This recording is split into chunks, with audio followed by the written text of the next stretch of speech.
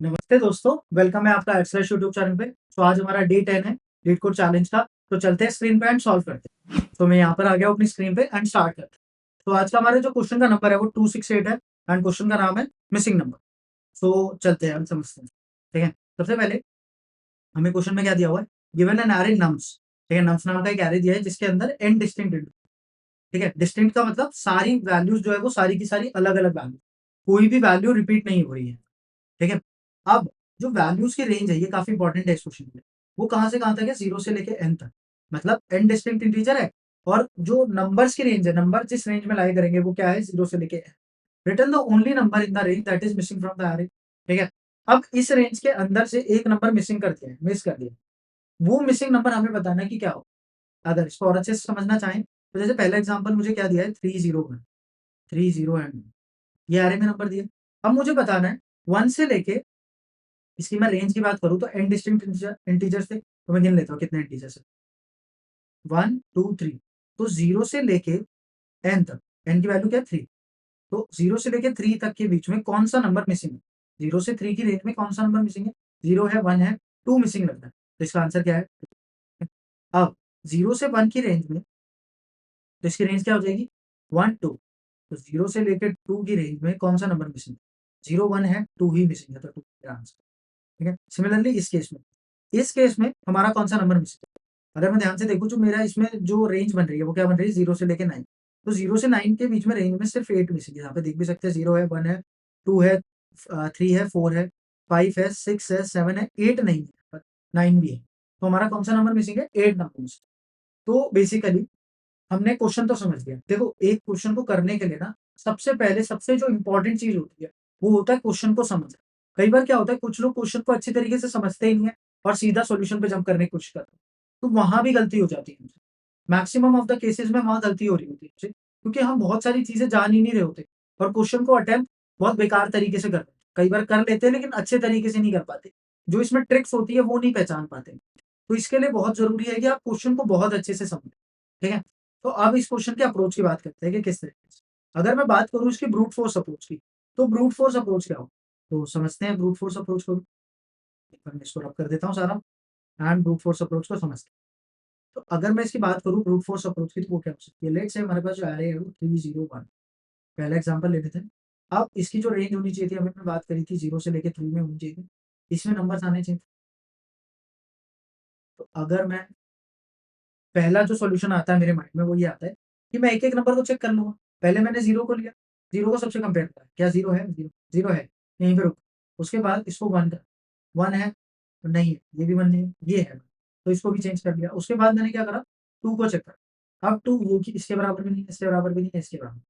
तो मैंने 2 को देखा कि तीनों 2 मेरे एरे 2 है, 2 मेरे एरे में प्रेज़ेंट ही नहीं है। अब 2 मेरे एरे में प्रेज़ेंट अगर नहीं है, तो यही मेरा आंसर होगा।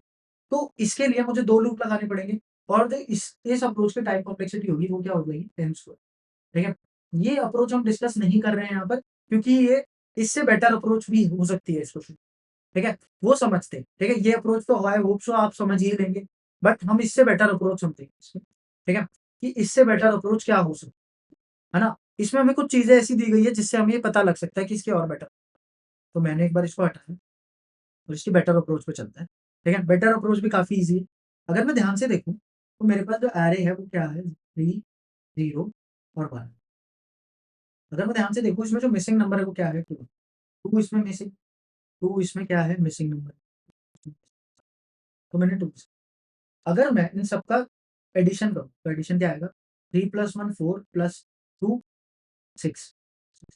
अगर मैं सिर्फ एरे का सम करूँ तो वो क्या आएगा, 3 0। तो वो क्या आएगा, 3 + 1 4। ठीक है? अगर मैं ध्यान से देखूँ, मेरे पास अगर 0 से लेके n तक कोई नंबर है, 0 से लेके अगर n तक कोई नंबर है और मैं उनका सम निकालूँ, तो उसका फ़ॉर्मूला हमारे पास जो मैथ्स में होता है वो क्या होता है, n × n + 1/2। मतलब मेरी रेंज का सम मुझे पता है, 0 से लेके n तक का मैं सम डायरेक्ट निकाल सकता हूँ विदाउट कि जाने कि एरे में क्या होगा। तो ये अगर मैं निकालना चाहूँ तो क्या है, n की वैल्यू 3 थी, 3 × 3 + 1 4/2, 3 4/2 2, 3 2 6, तो मेरे पास 6 आ गया। अब जो मेरे पास एरे का सम है वो क्या है, 4। अगर मैं एक्चुअल सम जो एक्चुअल सम आना चाहिए, एक्चुअल सम जो मेरे सारे एलिमेंट्स का आना चाहिए था, अगर 2 प्रेजेंट होता उसमें से एक्चुअल सम मैं ऐसे लिख देता हूँ, actual sum minus current sum. Current sum क्या है? जो एरे का अभी सम, उसको हम आइटरेट करके कर लेंगे, ठीक है। एरे में आइटरेट करके सम तो निकाला जा सकता है, तो अगर मैं इसको आइटरेट करके सम निकालूंगा तो क्या बनेगा? एक्चुअल सम माइनस करंट सम। तो वो क्या है? एक्चुअल सम है मेरा 6 माइनस अगर मैं 4 करूंगा तो वो 2, ठीक है। इसी अप्रोच को एक बार एक दूसरे एग्जाम्पल पे समझते हैं एंड तब समझिए, ठीक। तो मैंने यहाँ से रब कर देता हूँ इसको पूरा रब कर, ठीक है। तो मैं इसको पूरा हटा देता हूँ, ठीक है। एक बार और समझते हैं इसको। लेट्स से यहाँ पर एक वैल्यू है 0 3 1 4 2, ठीक है। ये हमारे पास है। अब मुझे इसकी रेंज कैसे पता चलेगी? रेंज क्या होगी?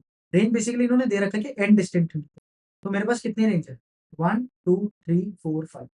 तो मेरे पास जो रेंज होगी वो क्या होगी? 0 से, ठीक है, ठीक है। मतलब इस एरे में 0 से लेके 5 तक नंबर सारे प्रेजेंट होने चाहिए थे, है ना। अगर मैं इस एरे का सम निकालूं, अभी जो हमारे पास करंट सम है, करंट सम है वो कैसे निकलेगा? हमारा जो एरे का अभी जो सम है, वो सम क्या है? 0 प्लस 3 3 3 प्लस 1 4 4 प्लस 4 8 8 प्लस 2 10 10। और 0 से 5 तक का सम क्या होना चाहिए? वो हम निकाल सकते हैं हमारे फॉर्मूले से, किससे? n into n plus one by two, जो हमने मैथ्स में पढ़ा हुआ है, ठीक है। अब इसमें क्या आएगा? 5 into 5 plus one 6 by two, यहाँ से 3 आ गया, और ये 15। ये हमारा क्या है?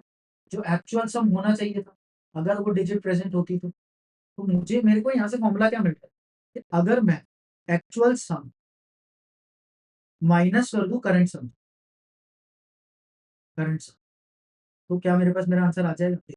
एक्चुअल सम मेरा 15 है, 15 माइनस करंट सम 10, तो मेरे पास ठीक है। तो ये सारी अप्रोचेस ऐसे चलो, ठीक है। तो इसमें जो क्वेश्चन में ट्रिक भी थी, अगर ये इंटरव्यूअर कभी आपसे क्वेश्चन पूछ रहा है तो वो चाहता है कि आप ये वाला फॉर्मूला इसमें यूज करें, ये इस वाली अप्रोच से ही करें। ब्रूट फोर्स से तो कोई भी कर लेगा इसको। आप इसमें जो ट्रिक है, ये जो इन्होंने जो ट्रिक के लिए ये क्वेश्चन को बनाया है, उस ट्रिक के अकॉर्डिंग इस क्वेश्चन को करते हैं। तो चलते हैं VS कोड पे एंड करते हैं इसको। तो मैं आ गया अपनी स्क्रीन पे एंड स्टार्ट करते हैं। तो मैं यहाँ पर आया, सबसे पहले मैंने क्या निकाला? रेंज निकाली, इंट रेंज। अब मैंने अभी देखा था कि रेंज कैसे निकल रही थी हमारी, बेसिकली जो एरे की लेंथ है वही हमारी रेंज है, तो मैंने कहा नम स्लॉट लेंथ, ठीक है। अब रेंज सम कैसे निकलेगा? तब एक्चुअल सम जो होना चाहिए था, एक्चुअल सम, एक्चुअल सम जो मेरा आना चाहिए था, अगर डिजिट प्रेजेंट होती वो तो क्या आएगा वो? उसका फॉर्मूला था हमारा बेसिकली, अगर मैं फॉर्मूला लिखना चाहूँ उसका, तो फॉर्मूला क्या था? N into n plus one and divided by two, यही था, कुछ ऐसा फॉर्मूला था। अब मेरे पास जो एन है वो यहाँ पर रेंज है 0 से लेके, तो मैं किस तरीके से लिखूंगा इसको? Basically range into range plus one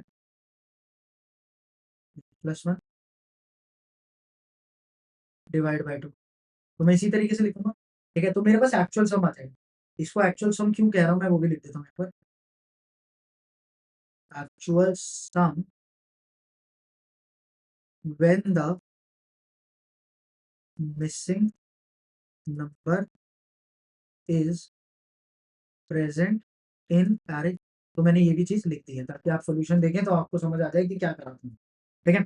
इसके बाद मुझे निकालना है करंट सम। करंट सम कौन सा बोल रहे थे हम? जिसके जो हमारे एवरेज में अभी जो नंबर है उनका सम। तो करंट सम निकालते हैं इंट। अभी के लिए मैंने करंट सम को रखा 0। अब मैं एरे में आइटरेट करूंगा और सबको ऐड कर, तो एरे में आइटरेट करने के लिए फॉर लूप लगाता हूँ मैं, for int I equals to 0। I equal to 0 क्यों लिया? क्योंकि एरे का इंडेक्स कहाँ से चालू होता है? 0 से। तो नम स्लॉट लेंथ मैंने ले लिया आई प्लस प्लस, इस अब क्या करूंगा? करंट सम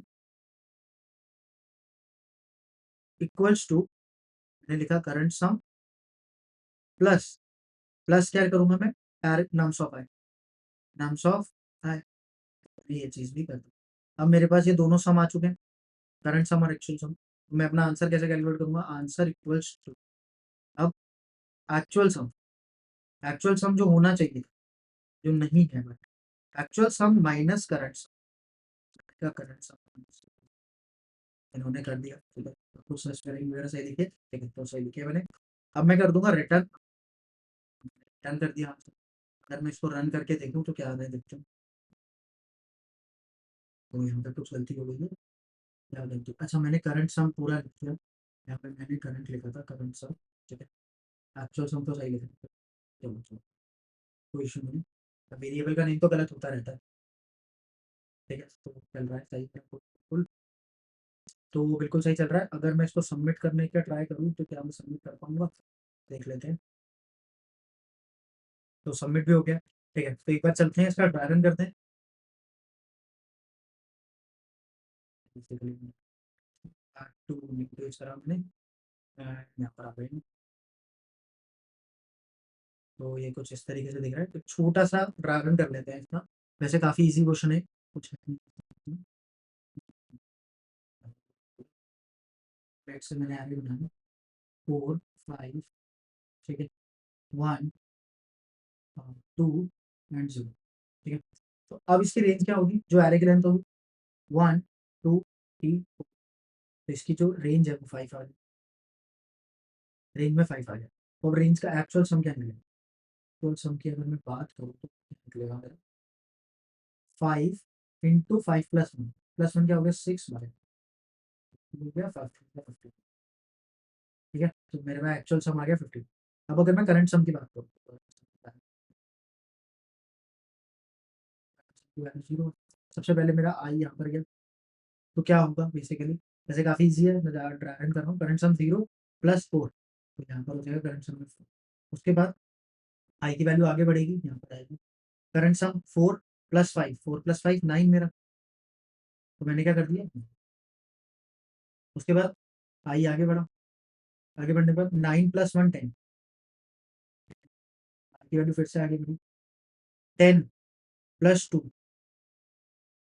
एंड आगे बढ़ी की वैल्यू, तो क्या होगा करंट सम 12 + 0 12, ठीक है 12। अब क्या करना है मुझे बेसिकली, ये लूप खत्म हो जाएगा क्योंकि आई की वैल्यू खत्म हो गई।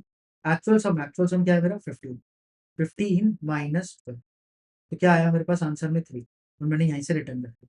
अब ध्यान से देखोगे तो 3 मिसिंग है, 0 है 1 है 2 है, 3 नहीं, तो 3 ही मिसिंग था और 3 मुझे मिल गया, ठीक है। आई होप सो आपको ये समझ आया होगा बहुत अच्छे तरीके से। सो मिलते हैं आपसे आप लोगों से कल, जहाँ पर हम नेक्स्ट क्वेश्चन को सॉल्व करेंगे। होप सो आपको इस चैलेंज में बहुत ही मजा आ रहा होगा, and thanks for the support. आप लोगों का काफी अच्छा सपोर्ट मिल रहा है, इसी तरीके से सपोर्ट करते रहिए। और वीडियो पसंद आई तो वीडियो को लाइक कर दीजिए, चैनल को सब्सक्राइब कर लीजिए। मिलते हैं आप लोगों से कल।